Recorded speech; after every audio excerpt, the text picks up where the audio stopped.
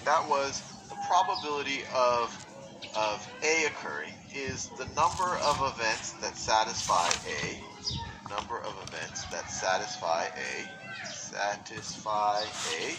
over all of the equally likely events, number of equally likely events, and this is all of the equally likely events. And so in the case of a fair coin, the probability of heads, well, it's a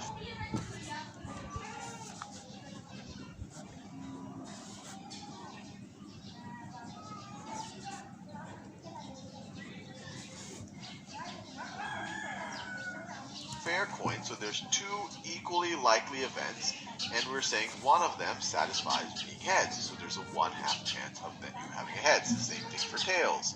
If you took a die and you said the probability of getting an even number when you roll the die, well, there's 6 equally likely events, and there's 3 even numbers you could get. You could get 2, a 4, or a 6. So there's 3 even numbers, so once again, you have a 1/2 chance of that happening.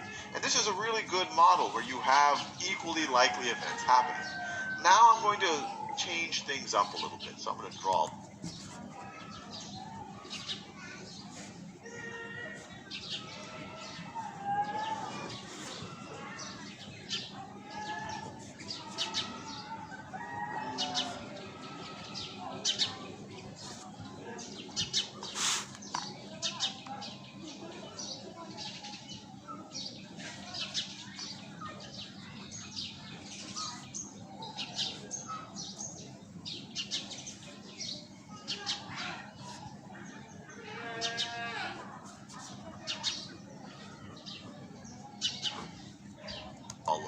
So this was just one way of thinking about probability. Now we're going to introduce another one that's more helpful when we can't think about equally likely events.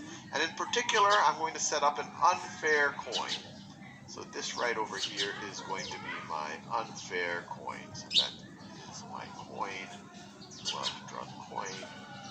It's a gold coin this time. It is unfair. One side of that coin is a little heavier than the other, even though it's meant to look fair, so it still has the picture of some president or something on one side of it. So this is the head side. This is heads, and then obviously on the back you have tails. But as I mentioned, this is an unfair coin, and I'm going to make an interesting statement about this unfair coin, and one that really doesn't fit into the mold that I set up over here. And this interesting statement is that we have more than a 50-50 chance of getting heads, or more than a 50% chance, or more than a 1/2 chance of getting heads. I'm going to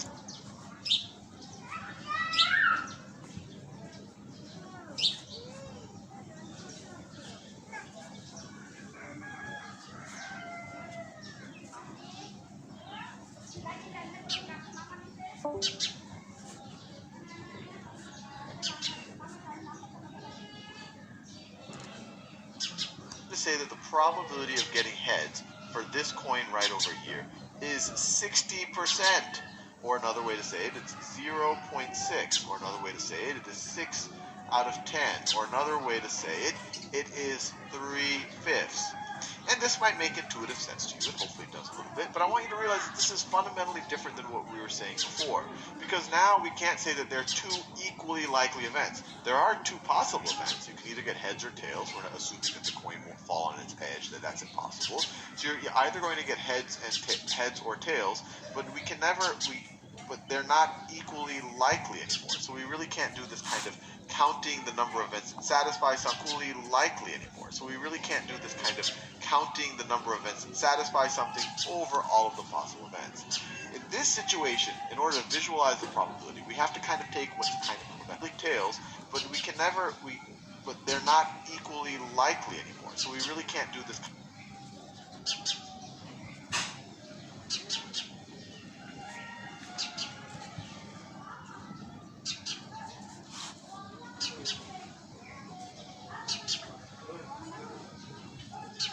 Kind of counting the number of events that satisfy something over all of the possible events.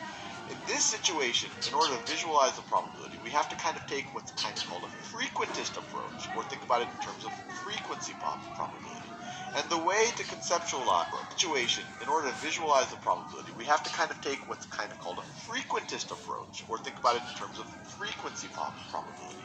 And the way to conceptualize a 60% chance of getting heads is to think if we had a super large number of trials, if we were to just flip this coin, this is saying that if we were to flip this coin a gazillion times, we would expect that 60% of those would come up heads. It's unclear how I determined that this is 60%. Maybe I ran a computer simulation. Maybe I know exactly all of the physics of this, and I can completely model how it's going to fall every time. Or maybe it's I've actually just run a ton of trials. I've flipped the coin a million times, and I said, wow, 60% of those, 600,000 of those came up heads.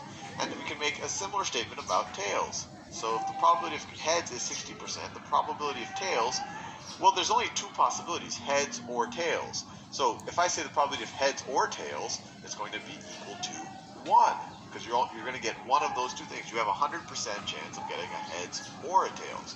And these are mutually exclusive events. You can't have a chance of it being equal to 1, because you're going to get one of those two things. You have a 100% chance of getting a heads or a tails. And these are mutually exclusive events. You can't have both of them. So this is going to be, the probability of tails is going to be 100% minus the probability of getting heads. This, of course, is 60%. So it's 100% minus 60%, or 40%, or as a decimal 0.4, or as a fraction 4/10, or as a simplified fraction 2/5. So once again, this probability is saying, once again, we can't say equally like the events. We could say that if we're going to do a business.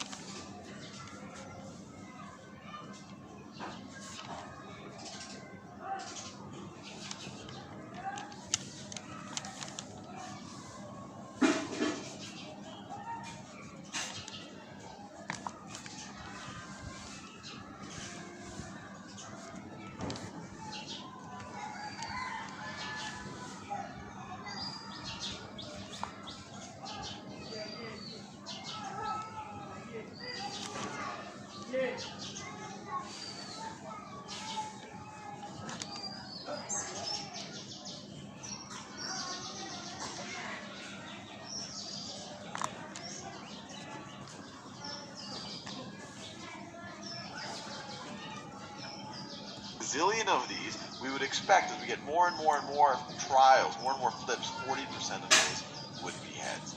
Now with that out of the way, let's actually do some problems with this. So let's think about the probability of getting heads on our first flip and heads on our second flip. So once again, these are independent events. The coin has no memory, regardless of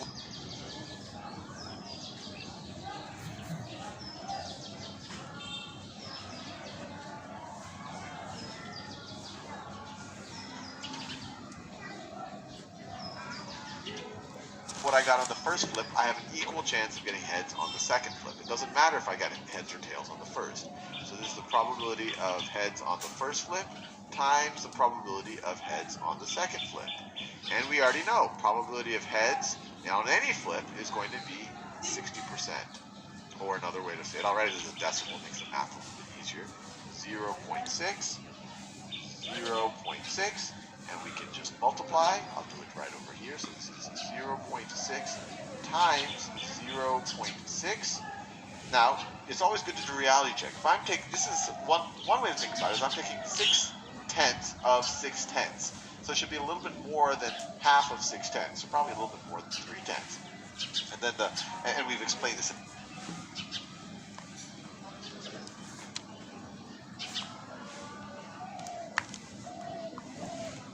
Is I'm taking 6/10 of 6/10. So it should be a little bit more than half of 6/10. So probably a little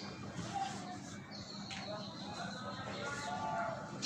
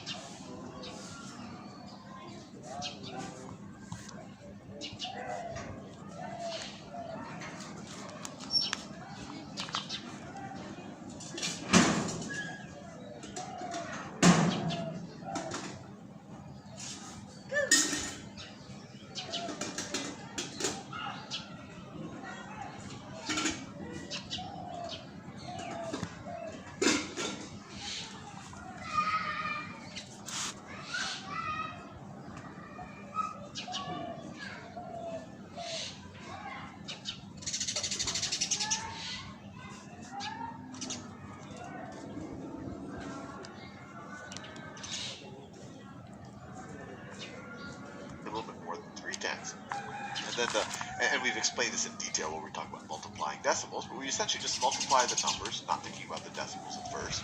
6 times 6 is 36, and then you count the number of digits we have to the right of the decimal. We have 1, 2 to the right of the decimal, so we're going to have 2 to the right of the decimal in our answer. So it is 0.36, and that makes sense. We're taking 60% of 0.6. We're taking 0.6 of 0.6, a little bit more than half of 0.6, and once again, it's a little bit more than 0.3, so this also makes sense. So it's 0.36, or another way to think about it is there's a 36% probability that we can sit, and once again, since we're taking 0.6 of 0.6, a little bit more than half of 0.6, and once again, it's a little bit more than 0.3, so this also makes sense. So it's 0.36, or another way to think about it is there's a 36% probability that we get 2 heads in a row, given this unfair coin. Remember, if it was a fair coin, it would be 1/2 times 1/2, which is 1/4, which is 25%, and it makes sense that this is more than that. Now let's think about a slightly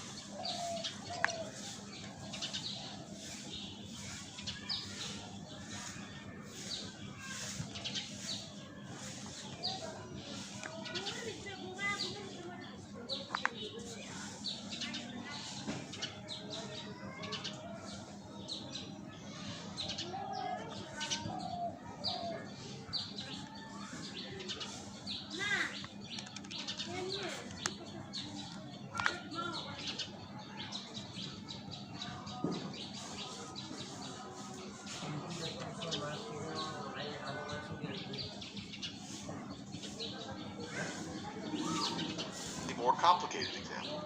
Let's say the probability, let's say the probability of getting a tails on the first flip, getting a heads on the second flip, and then getting a tails, and then getting a tails on the third flip. So this is going to be equal to the probability of getting a tails on the first flip, because these are all independent events. Having one event, if you know that you got a tail on the first flip, that doesn't affect the probability of getting a heads on the second flip. So times the probability of getting a heads on the second flip, and then that's times the probability of getting a tails on the third flip. Times the probability of tails on the third flip, and the probability of getting a tails on any flip is the probability of getting a heads on the second flip. So times the probability of getting a heads on the second flip, and then that's times the probability of getting a tails on the third flip. Times the probability of tails on the third flip. And the probability of getting a tails on any flip, we know, is 0.4. The probability of getting a heads on any flip, the probability of heads on any flip is 0.6. And then the probability of getting a tails on any flip is 0.4, is equal to 0.4. And so, once again, we can just multiply these. So 0.4 times 0.6, so if we multiply 0.4 times 0.6, there's actually a couple of ways we can think about it. Well, we could literally say, look, we're multiplying 4 times 6 times 4, and then we have 3 numbers behind the decimal point. So let's do it that way. 4 times 6 is 24. 24 times 4 is 96. So it gives us, we get 9. We write a 96, but remember, we have 3 numbers behind the decimal point. So it's 1 to the right of the decimal there, 1 to the right of the decimal there, 1 to the right of the decimal there. So 3 to the right. So we need 3 to the right of the decimal in our answer. So 1, 2, we need 1 more to the right of the decimal.